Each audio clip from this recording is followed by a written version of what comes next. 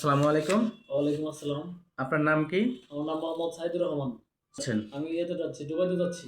কি পজিশনে যাচ্ছেন? আমি মেট্রো স্টেশন ক্লিনার পজিশনে যাচ্ছি। আপনার দেশের বাড়ি কোথায়? আমার দেশের বাড়ি জামালপুর জেলা। জামালপুর। আচ্ছা, আপনি একটু আপনার অনুভূতি কি? আমাদের এজেন্সির মাধ্যমে যাচ্ছেন, আপনার এজেন্সির সেবার বিষয়ে আপনার মতামত কি? যে এই এজেন্সি খুবই আন্তরিকতার সহিত এবং বিশ্বস্ততার সহিত এবং প্রয়োজনীয় কাগজপত্র এবং সবকিছু সুন্দরভাবে স্বচ্ছভাবে সম্পাদন করেছে।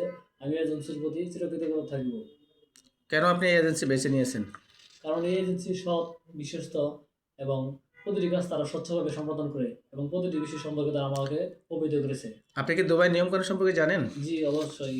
আমি দুবাই নিয়মকানুন সম্পর্কে জানি। দুবাইতে আমার কাজের সকল নিয়মকানুন মেনে দুবাই চলি। গিয়ে কোন কোন নিয়ম মেনে চলবেন? দুবাইতে আমি আমার কর্মক্ষেত্রে যেসব নিয়মকানুন আছে সব সব কিছু মেনে চলবো। আমার সুপারভাইজারের দিক নির্দেশনা মেনে চলবো এবং সেখানে যে স্থানীয় এবং যেসব আইন কানুন আছে সব কিছুর প্রতি শ্রদ্ধাশীল থাকবো। দুবাই কাজ করার সময় আপনার আচরণ কেমন হবে?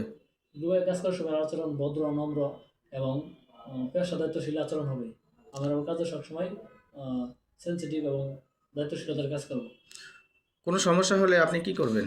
কোনো সমস্যা হলে আমি আমার কাজের সুপারভাইজারকে অবহিত করব। প্রয়োজনে আমার এজেন্সির সাথে যোগাযোগ করব। আপনি কি এজেন্সির সুনাম বজায় রাখবেন?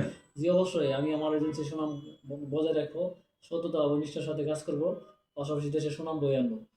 আহ, আপনি কি জানেন যে এই ট্রান্সগার্ড কোম্পানিতে আপনার কতদিন কাজ করতে হয় এবং কতদিন পরে যেতে হয়, এটা আপনি জানেন? এই কোম্পানির কাজ মিনিমাম মিনিমাম 2 বছর কাজ করতে হবে।